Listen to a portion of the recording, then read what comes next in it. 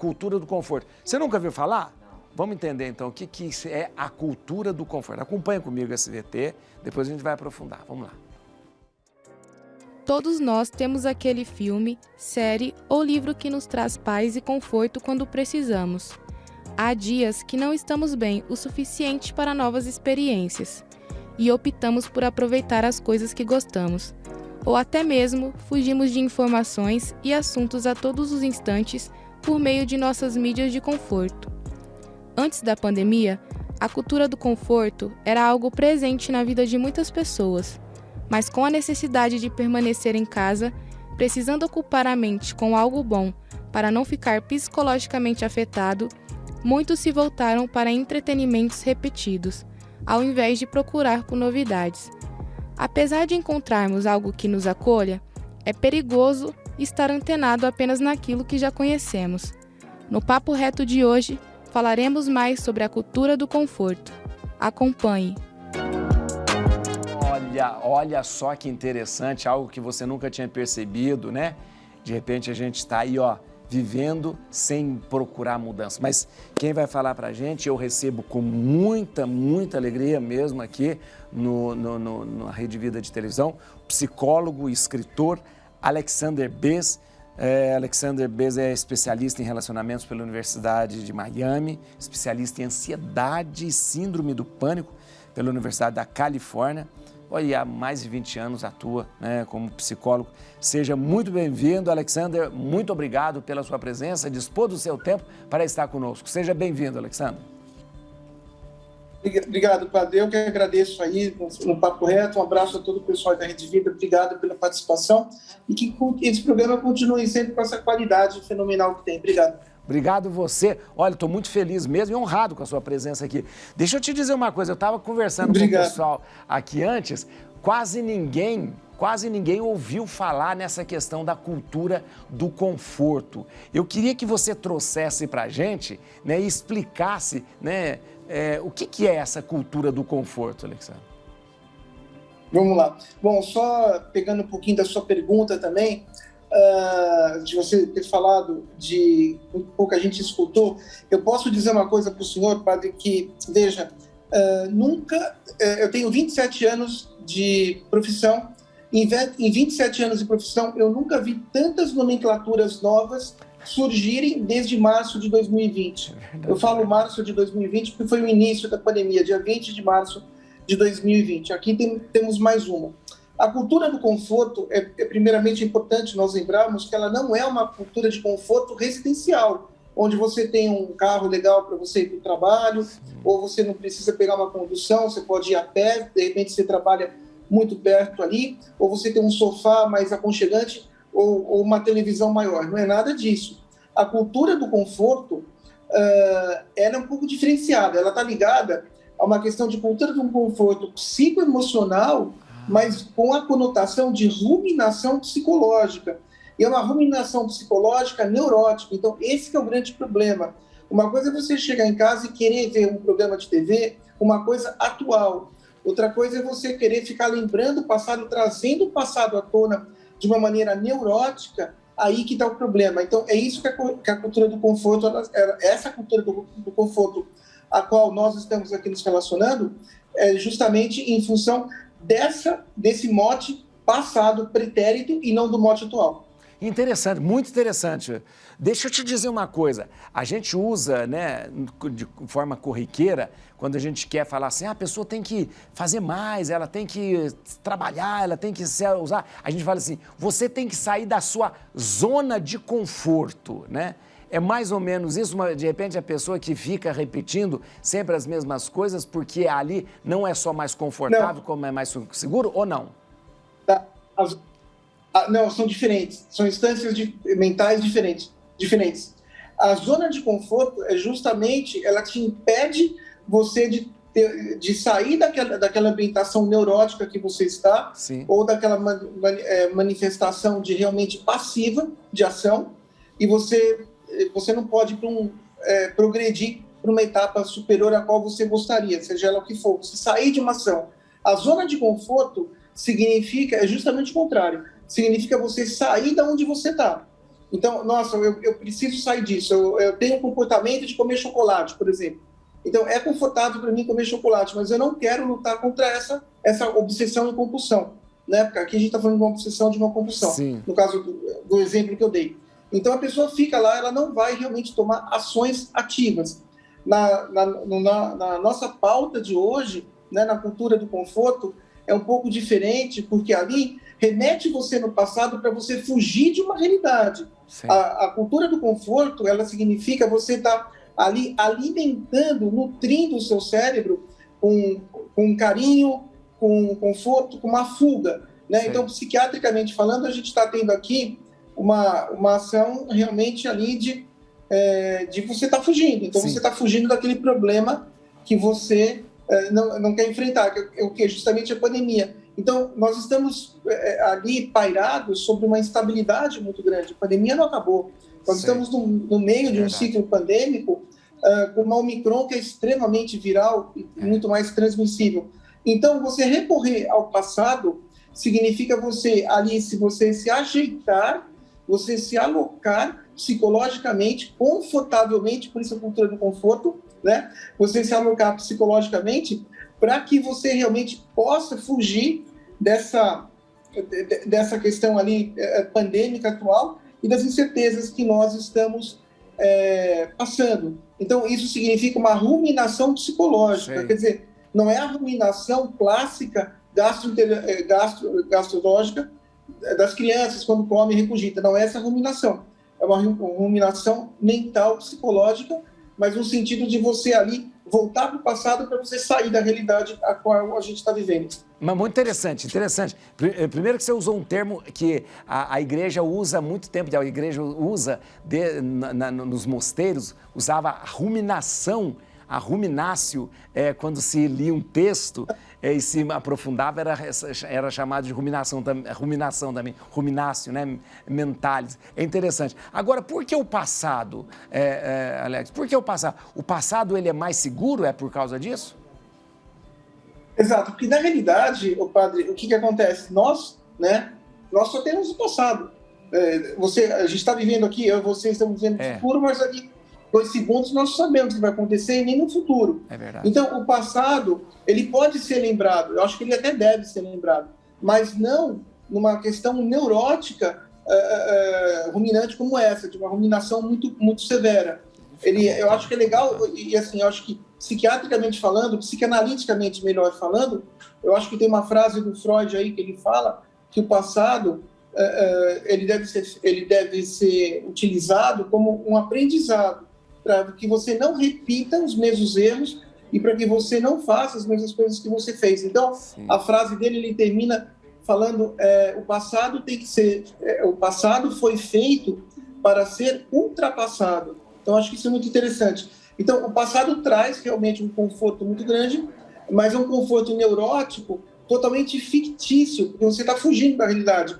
E quando você foge da realidade, especialmente, nós hoje estamos numa realidade pandêmica, um vírus atmosférica, um vírus que está aqui no ambiente, né? Veja, então, por que nós lavamos a mão, por que nós usamos o álcool? Eu acho que não só o álcool gel, que é extremamente importante, mas lavar a mão, rosto, pescoço, orelha ao longo do dia, a gente tomar as medidas de segurança. Quando você toma as medidas de segurança proferidas pela OMS, pelas agências sanitárias das suas localidades, abaixa a ansiedade, né? Esse passado que o senhor citou ali é uma fuga também provocada pela ansiedade do presente que a pandemia traz, né? Não existe ansiedade lá atrás, existe ansiedade. A ansiedade sempre é um tempo futuro, ela se reverbera no presente, mas ela está sempre alocada num futuro. E nós não temos ainda uma certeza cronológica, nós não temos ainda uma dimensão, né, de tempo já estabelecida para quando que a pandemia vai acabar. Então, se a gente se cuidar e usar todos os mecanismos que nós temos, nos vacinarmos, inclusive, e confiar nas vacinas, e confiar na medicação vacinal, em todos os de limpeza, de higienização, todas as medidas de contenção, isso é muito importante para que nós possamos ali abaixar a nossa ansiedade e ter menos manifestações psicológicas como a cultura do conforto. Álcool spray também ajuda muito no ambiente, né? Você vai num restaurante, joga um álcool spray ali na sua cadeira, na mesa que você vai ficar antes de você comer. Entrou no carro, joga um álcool spray. Chegou em casa, joga um álcool spray na roupa, no sapato. Isso é muito importante. Tudo isso vai ajudar a sair dessa cultura do conforto e outras manifestações psicológicas que já apareceram e outras que podem vir a aparecer. Então, a cultura do conforto é uma questão de fuga, especialmente em relação a essa era pandêmica interminável, vamos dizer por enquanto a palavra interminável, porque ela não acabou, interminável que a gente tem ainda. Muito bom, tá ótimo, você é brilhante, ótimo, gente, sensacional. Eu vou só dar um recado aqui, volto, porque eu tenho mais perguntas, tá chegando muitas perguntas aqui pra gente, mas... Não sai daqui.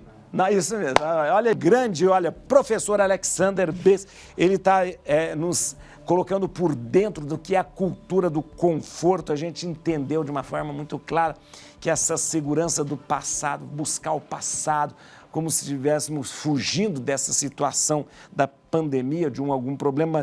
Mas eu te pergunto, quais os maiores problemas que essa cultura do conforto pode trazer no âmbito da sociedade ou no âmbito pessoal também, Alexandre? Bom, no âmbito pessoal, você pode ficar mais preso ao passado e ao mesmo tempo que você ficar preso ao passado, você deixar de viver a realidade. E deixar de viver a realidade não só no seu ponto pessoal, mas até no seu ponto também de proteção e manutenção física, que seria realmente respeitar todos os cuidados que eu acabei de dar aí, as dicas, né? Os cuidados de higiene pandêmicas. Além da questão, você pode desenvolver uma ação compulsiva obsessiva, porque a ruminação, quando ela é feita de uma maneira incisiva e padronizada, você vai ter ali um comportamento neurótico, compulsivo, obsessivo, porque ela começa como uma ideia e vai sair em ação. Então, você pode se trancar, você pode também se isolar no seu mundo pessoal, até no seu espaço geográfico, residencial, fazendo as coisas por delivery, pedindo farmácia, pedindo supermercado, enfim. Você pode se isolar. Quando a gente fala, padre, em isolamento social, né, é muito diferente de distanciamento social e até de afastamento físico. O isolamento social, ele é sempre negativo em qualquer esfera, não só na medicina, mas na saúde mental também. O isolamento, você se isola para você não passar nada para ninguém e para você não se contaminar. Mesmo que você não tenha nenhuma virose, mesmo que você não tenha nenhuma doença infecto-contagiosa, lembrando que a Covid-19 é uma doença infecto-contagiosa e por isso a cultura do conforto, mas você pode ali também se isolar mediante ações neuróticas, por exemplo, como a cultura do conforto, né? Mesmo ainda psiquiatricamente falando, todos os maiores serial killers do planeta, que eu posso te dizer aqui milhões, Ted Bundy, John Wayne Gacy, né, Gary Ridley e todos os outros, todos eles se isolavam para premeditar as suas ações.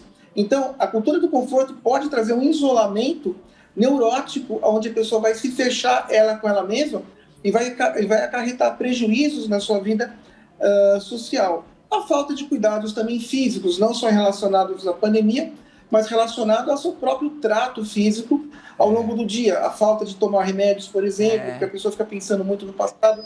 Então, e também para não ter essa atitude infantilizada de você voltar para o passado, porque você também começa a ter prejuízos profissionais, você vai ter um decréscimo da sua produtividade profissional, da sua capacidade intelectual e principalmente da sua habilidade de você fazer alguma coisa e também perder oportunidades de você mudar de cargo, ser promovido na sua empresa, até em função da sua prévia capacidade que você tinha. Muito interessante. Alexandre, tem pessoas saudosistas, pessoas que ficam lembrando muito do passado e dizendo, no meu tempo era bom. Isso tem alguma coisa a ver com a cultura do conforto? A cultura, muito boa sua pergunta, a cultura do conforto é uma espécie de um saudosismo, mas é um saudosismo muito negativo, é um saudosismo neuroticamente patológico. É diferente de você lembrar, por exemplo, o Natal, que é uma época muito feliz e ao mesmo tempo triste, porque as pessoas que você conviveu no passado podem não estar mais aqui, né?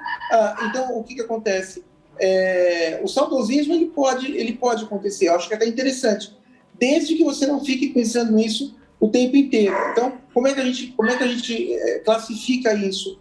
Nós classificamos isso pela frequência que você fica pensando. É uma frequência diária? É uma frequência que está prejudicando o seu andamento atual? Então é legal você lembrar do passado, desde que você não traga esse passado com sofrimento ou ainda como uma questão de fuga, né, dessa pandemia, porque você foge mesmo, não é que você está se esquivando, você está fugindo, você está simplesmente desconectando com a realidade. E aí existe ainda o pensamento delirante, que talvez se você tiver no passado, esse pensamento delirante faz parte da concepção neurótica dessa sintomatologia, e se você realmente pode até pensar que você se desconectou mesmo da realidade fugindo ao passado, e você achar que você está mais protegido pretérito, né? Estou usando a palavra pretérito